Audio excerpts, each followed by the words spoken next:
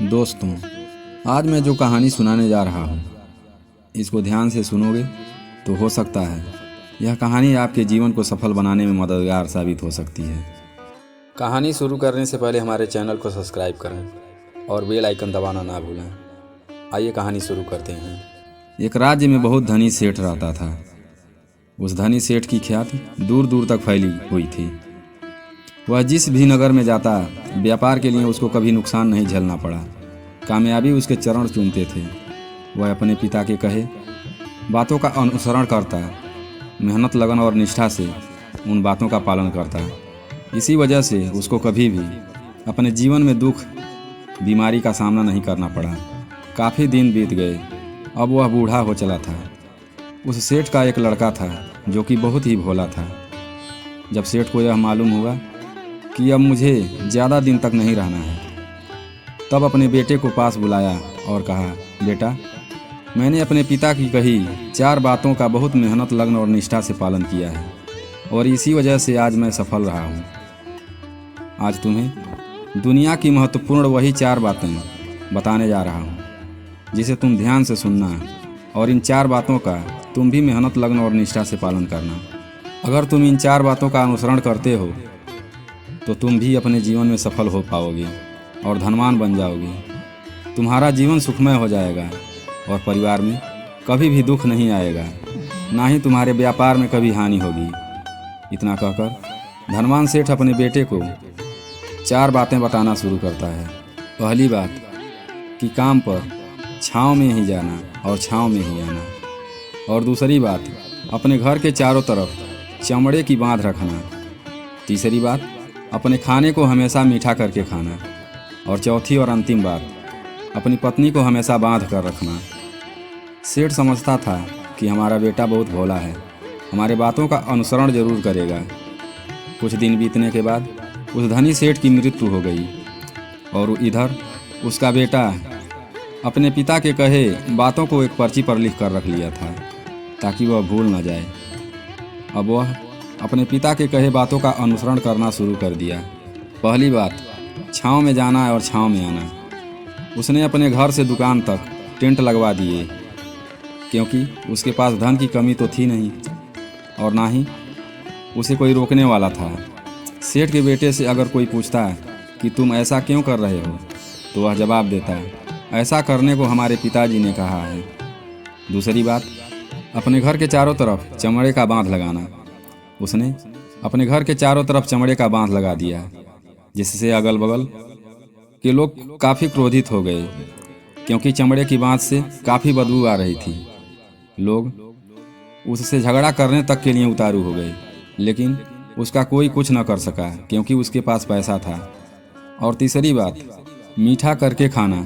वह अपनी पत्नी से प्रतिदिन कुछ ना कुछ भोजन में मीठा बनवा कर खाता था, कभी खीर, कभी हलवा, कभी सेवइयाँ। और चौथी बात कि अपनी पत्नी को हमेशा बांध कर रखना। वह हमेशा अपनी पत्नी को रस्सी से बांध कर रखता था। ऐसे ही धीरे धीरे कई दिन बीत गए। अब उसको अपने शरीर से लेकर व्यापार तक नुकसान होने लगा था। अब वह बीमार भी होने लगा था, क्योंकि अपने पिता के बातों का गलत मतलब निकाल लिया था।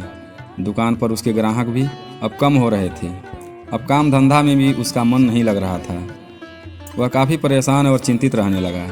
जिस व्यापार को उसके पिताजी ने खड़ा किया था, उसको उसने कुछ ही दिनों में बर्बाद कर दिया। जो उसने घर के चारों तरफ चमड़े की बांध लगाई थी, उसके बदबू से अगल बगल के लोग भी वहाँ से छोड़कर चले गए। उन्होंने अलग बसेरा बना लिया। दोस्त रिश्तेदार भी अब उसके घर आने से कतराने लगे, लेकिन उसको अभी तक यह नहीं समझ आ रहा था कि आखिर ऐसा क्यों हो रहा है। वह काफ़ी परेशान रहने लगा। ज़्यादा मीठा भोजन करने की वजह से उसका वजन भी काफ़ी बढ़ गया था। मोटापा की वजह से वह कई रोगों से ग्रसित हो गया था। उसने अपने पिता की चौथी बात, जो कि अपनी पत्नी को प्रतिदिन रस्सी से बांध कर रखता था, वह भी नाराज़ होकर मायके चली गई। उसके लाख मनाने पर भी वह नहीं मानी। और माने भी क्यों? ऐसा पति किसको अच्छा लगेगा जो प्रतिदिन रस्सी से पत्नी को बांध कर रखेगा। देखते ही देखते उस सेठ के लड़के का जीवन बद से बदतर हो गया। हमेशा बीमार रहने की वजह से वह काफ़ी चिंतित रहने लगा। उसको समझ में नहीं आ रहा था कि वह क्या करे और क्या ना करे। अब वह मन ही मन में अपने पिता को कोसता रहता, पिताजी आपने यह क्या किया, यह कौन सी बातें बताई जिससे हमारा जीवन बर्बाद हो गया। ना व्यापार रहा, न पत्नी, ना दोस्त रहे, ना रिश्तेदार। अब तो मेरे स्वास्थ्य ने भी मेरा साथ छोड़ दिया। आप ही के कारण हमारा पूरा जीवन बर्बाद हो गया। अगर आपकी बातें ना मानी होती तो आज मैं सुख में जीवन जी रहा होता। मैं मूर्ख था जो कि आपकी बातों पर आंख मूंद कर भरोसा किया। इतना कहकर वह फूट फूट कर रोने लगा।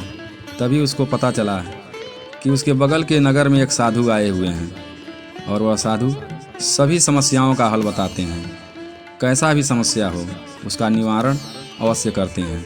उसने सोचा क्यों न साधु से मिल लिया जाए, हो सकता है हमारे समस्या का समाधान उनके पास मिल जाए।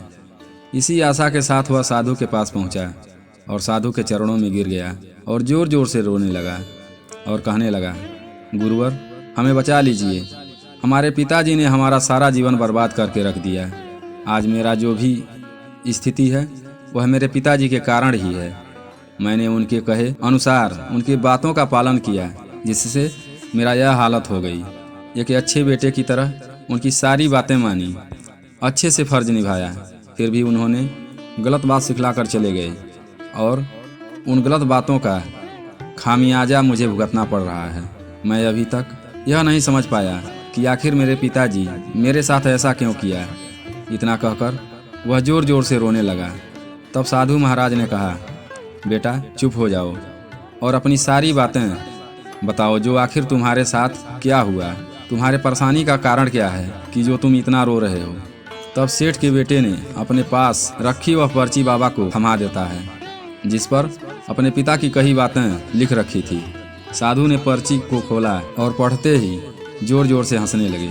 साधु महाराज ने सेठ के बेटे से कहा, तुम कितने बड़े मूर्ख हो जो तुम्हारे पिता ने दुनिया का सबसे महत्वपूर्ण ज्ञान तुम्हें दिया है लेकिन तुम उसे सही से समझ नहीं पाए और कहते हो कि तुम्हारे पिता ने तुम्हें गलत राह दिखाई है।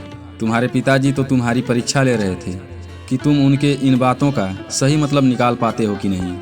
इसका मतलब वह तुम्हें सीधी तरह बता सकते थे लेकिन वे चाहते थे कि तुम इन बातों का मतलब खुद से जानो, खुद से समझो कि इन बातों का क्या अर्थ है। लेकिन ऐसा लगता है कि तुम्हारा बुद्धि एकदम भ्रष्ट है। तुम एक मूर्ख प्रतीत होते हो। तुमसे बड़ा मूर्ख मैंने आज तक नहीं देखा है। जिसके पास दुनिया का इतना बड़ा ज्ञान हो वह भला इतना बड़ा मूर्ख कैसे हो सकता है।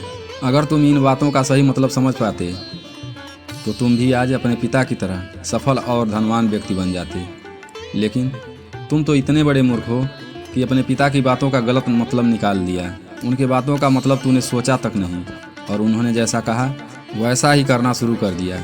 यदि तुम्हें उन बातों का अर्थ नहीं पता चल पा रहा था तो तुम किसी ज्ञानी पुरुष से मिल सकते थे। तुम उन ज्ञानी से इन बातों का मतलब समझ लेते। तुमने अपने पिता की बातों को जैसे समझा है इसका मतलब वैसा नहीं है। इस पर उस धनवान व्यक्ति के बेटे ने कहा, गुरुवर आप कहना क्या चाहते हैं। गुरुवर आप कहना क्या चाहते हैं। क्या मैं अपने पिता के बातों को समझ नहीं पा रहा हूँ और इसमें समझने लायक है क्या। उन्होंने तो सब साफ साफ बताया था, मैंने उसे अपने जीवन में उसी तरह उतार लिया, तो मैंने गलत क्या किया। गुरुवर एक बार फिर मुस्कुराए और बोले, बेटा इस पर्ची में जो लिखा है इन बातों के पीछे एक गहरा अर्थ है। इन बातों को समझने में तूने बहुत बड़ी मूर्खता कर दी थी। इसी कारण तुमने अपना पूरा जीवन बर्बाद कर लिया। परंतु अब भी कुछ नहीं बिगड़ा। अब भी तुम्हारे पास बहुत समय है। यदि तुम अब भी चाहो तो मेहनत करके अपने जीवन में खुशहाली और समृद्धि हासिल कर सकते हो। सेठ का बेटा बोला, ठीक है गुरुवर, आप इन 4 बातों का हमें सही सही अर्थ बताइए। आखिर इन बातों का क्या मतलब है। महात्मा कहते हैं, तुम्हारे पिता ने कहा था छाँव में आना और छाँव में जाना।